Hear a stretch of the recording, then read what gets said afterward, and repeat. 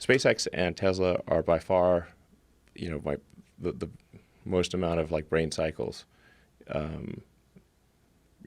Boring Company does not take, it's like less than 1% of brain cycles, and then there's NeuroLink, which is, I don't know, maybe it's like 5%, and then 5%. That's a good chunk. It's a good chunk. Yeah. We were talking about that last time, and you were trying to figure out when it was actually going to go live, when it's actually going to be available. Are you testing on people right now? No, we're not testing on people yet, but I think it won't be too long. I think we may be able to implant a NeuroLink in less than a year in a person, I think. And when you do this, is there any test that you have to do before you do something like this to see what percentage of people's bodies are going to reject these things? Is there a potential for rejection? It's a very low potential for rejection. I mean, you can think of it like people put in, heart monitors and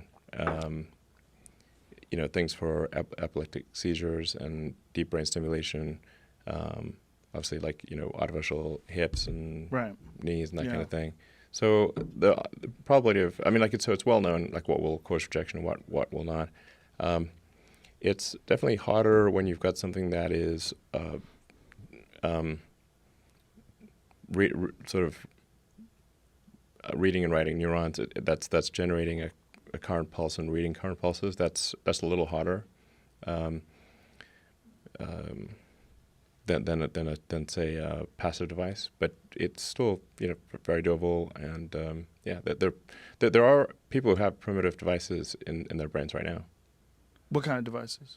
Well, like deep brain stimulation is, I think for Parkinson's has really changed people's lives in a big way, which is kind of remarkable because it kind of like zaps your brain.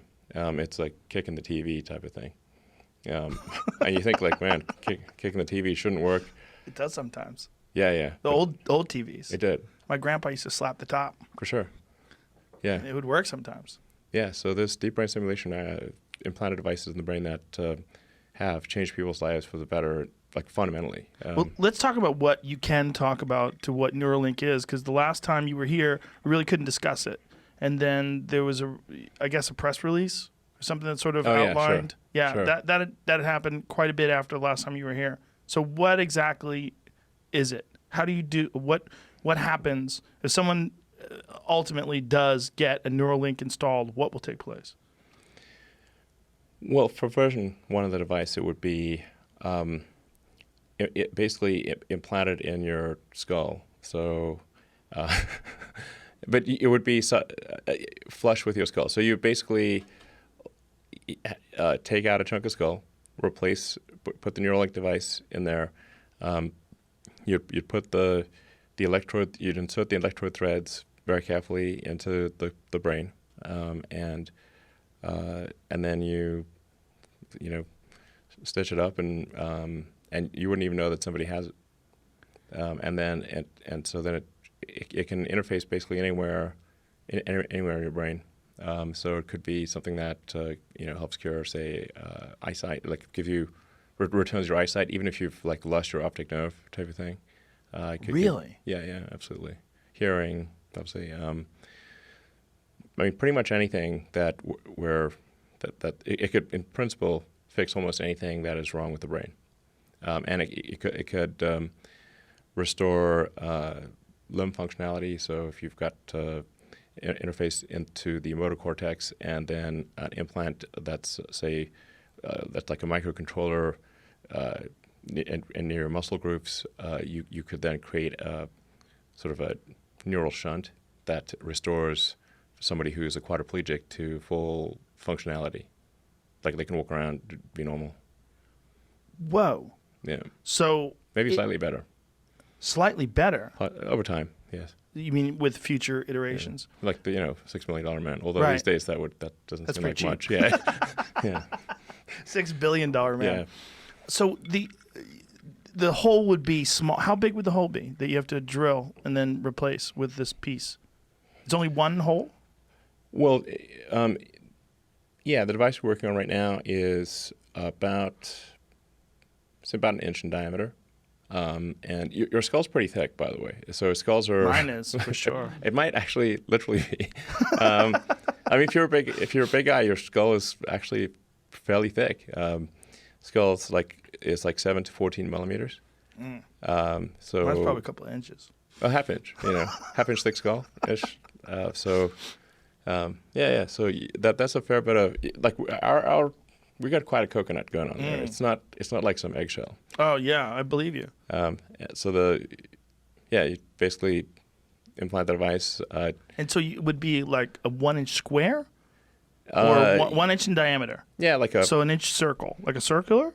Yeah, I think like a smartwatch or something like that, or Okay. yeah.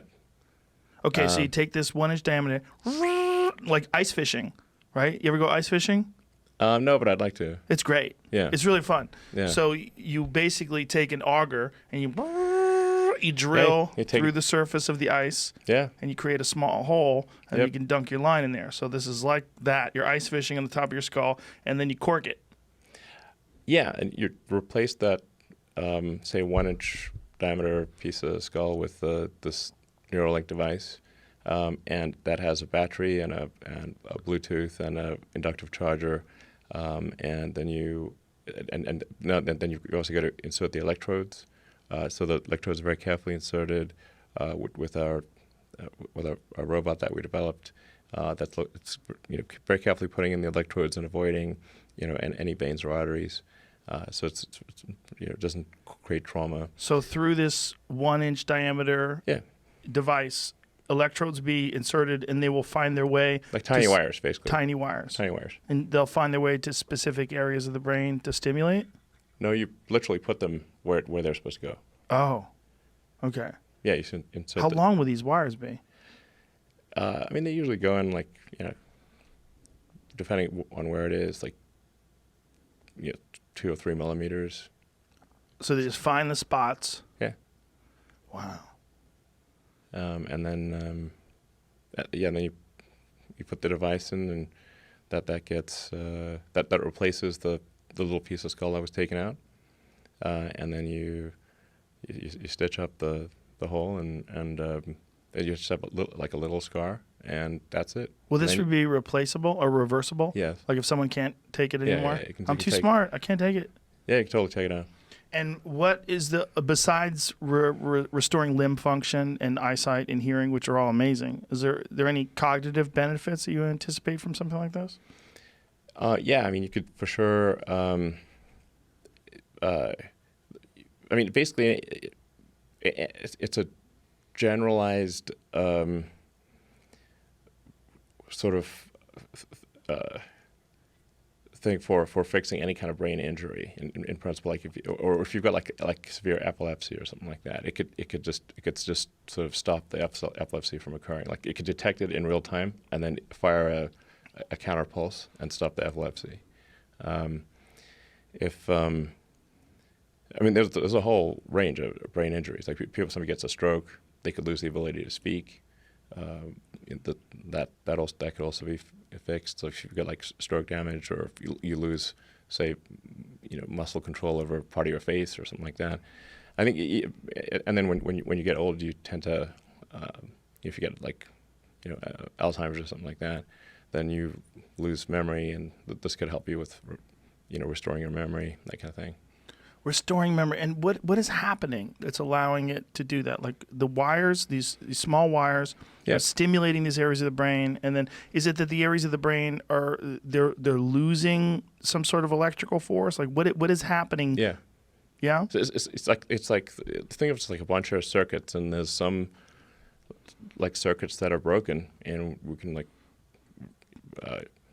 fix those circuits. It's a substitute for those circuits. And so a specific frequency will go through this? Yeah, just specific in that is the process figuring out how much or how little has to be, how much these areas of the brain have to be juiced up?